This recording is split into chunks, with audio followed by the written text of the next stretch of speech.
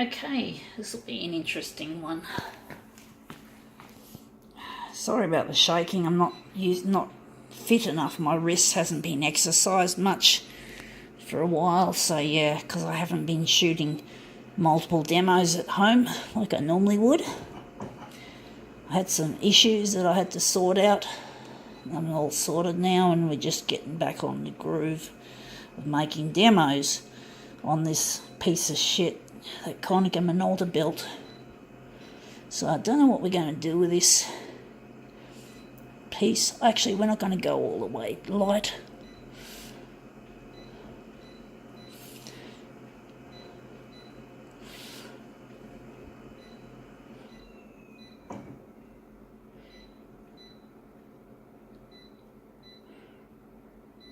Okay, what are we going to do with this? Right, let's see what we got. We got here North Shore Living. So that's North Shore Living. It's another snooty kind of magazine that you get for living on the northern beaches, North Shore, or the North Shore actually. I'm actually thinking we're not going to enlarge this. Actually, we are. We're just going to take a section of this. But yeah, it's a bit of a snooty sort of a publication. It's a local sort of thing, and I'm not into local stuff. I don't like the idea of being a local identity. I don't feel like I belong in my community. I'm just here because I've made mistakes in my life, and I have to live here because so this is what we've done. I think we can throw this on the recycle pile, but I just don't feel like I belong. I'm just here, I mean, to get things done, and basically I don't feel like I fit in. It's too hot for me to live out in a western suburbs because the climate change that we have, and I can't afford to run a heater and an aircon, and I'd need that if I lived out west, inland sort of. So I'm in a snooty area where I don't feel I belong. I don't have money and power. I don't have friends. I don't feel like I belong. Like I'm just here temporarily until I get together and get married to my future husband Luigi. Now this stupid user interface really gives me the shits. Honestly, it's a really dumbass design by none other than Konica Minolta. It's just so distracting. I could just imagine someone being pissed off in an office when this happens, and it's just not acceptable. You know, everything's all about money, and money, the love of money, is what drives climate change. Climate change loves money fucking. It absolutely goes together. It's really bad, but what can we do at this stage in life but to have to put up with this? Now I'm wondering if we're just going to keep this positive, or we're going to make this a negative image. So this looks a bit yucky.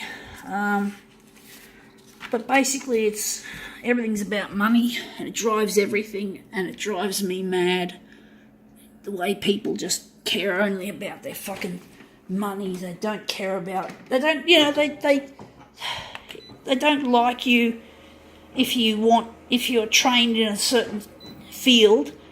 You know, there's a thing called being called a job snob, and basically the love of money drives most people's reasons for employment. They don't care about the job they actually do, they just care how much it actually pays them.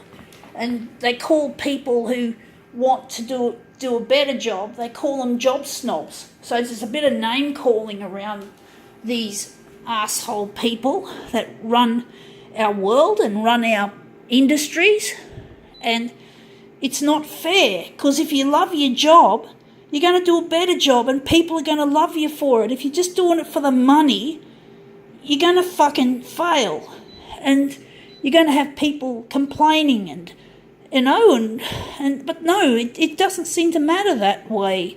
as long as you're doing it for the money, and all the good jobs get taken by the fucking assholes.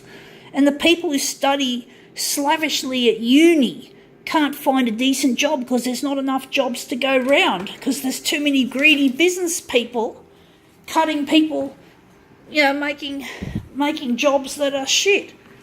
Like, not, how should I put it? There just seems to be a lot of gig economy jobs, like Uber Eats, for example, and they don't pay people a proper wage that includes sick pay or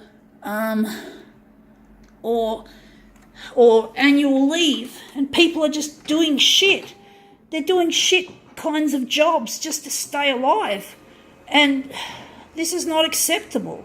And the rich people want to automate things to the point where people can't work because they've just got machines replacing them. Sure, I reckon I love automation, folks, but there is a point where automation has a certain niche belonging. It doesn't belong taking jobs that people, that are not needed to be taken, like checkout operators. Checkout operators, I prefer to be served by a checkout operator than be served by a fucking self-service checkout. So I reckon, and it's nice to be talking to people, not fucking dealing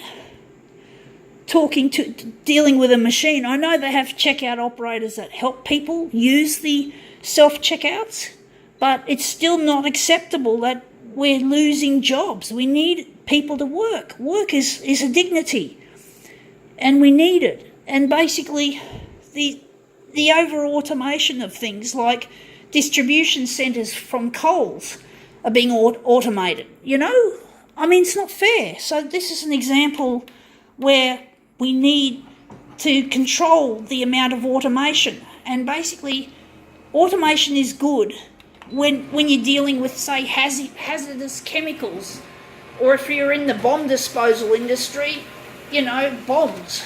Although they already have bomb robots, but they should include robots that do really dangerous jobs. And that's where I find automation is liberating, is for jobs that are physically dangerous, though people can get sick or die, if they're exposed to chemicals, for example, but not replacing face-to-face contact in a supermarket. Because I value the employment of these people who do these menial jobs, because, hey, what can I say? It's nice to talk to someone being served. So all you checkout operators out there watching my YouTube channel, you're valued. You have a place. And I try my hardest to make use of you guys, not the fucking self-checkouts in Target or Coles or Woolies, wherever I go to shop. So I try my best to make use of you guys and make sure that you guys have employment. We need a job. Everyone, it's whatever. But basically, what can I say? There's just too much over-automation and too much over-casualisation by the big companies like Uber. So I don't like companies like Uber. If I'm going to get a taxi, I'm going to get a taxi. I'm not going to get an Uber.